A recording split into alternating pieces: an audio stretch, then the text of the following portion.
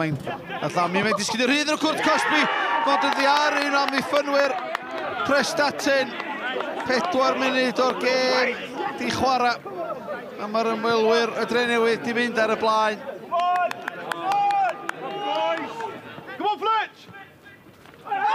Dacl hwyr ar Ketli.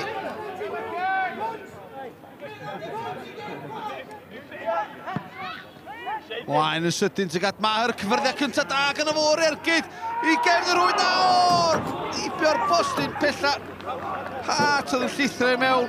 Efallai fod y cae heb helpu y bêl na fynd i gefn yr hwyd.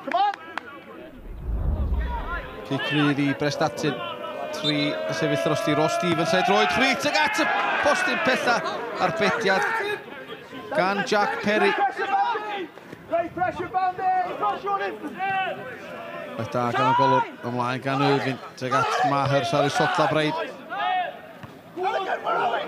Sbeniad fleir gan Hart. Mae'n disgyn i Center gyfle mael i'r Drenewydd. Ar bediad da tro mae gan Carl Jones. Alec Williams chodi nôl i fyny tuag at Hayes. Rôl beniad gan y fo Goodwin wedyn yn clirio tuag at Jones yn troi. Un me'r heibio i Williams yn y gyfle mael. Siawns gen i rwan i'r Drenewydd. Jones ar draws. Gyfla'r thynnu nôl. Mae Maher yn o'n amddiffyn.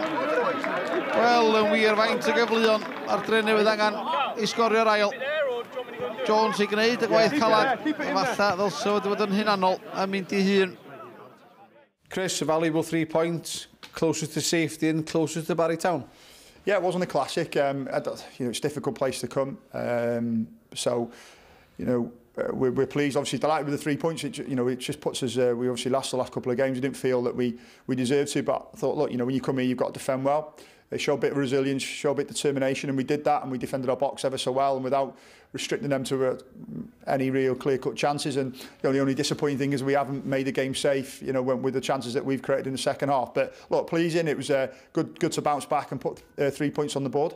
We're obviously disappointed with the result. It was probably a 0-0 type of game. Obviously, they've scored a real sloppy goal, really, from our point of view.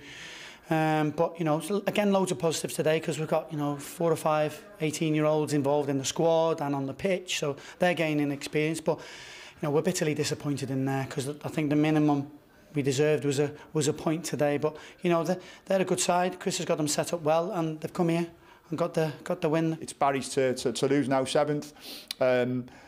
They had a good win yesterday. They've probably got a tough game. It'll be tough for them coming here next week, but we'll see. All we can do is look after ourselves and look after our own games. Obviously, we'll have 1-9 now in the game later on this afternoon. Carmarthen and Aberystwyth. I think so, yeah, definitely.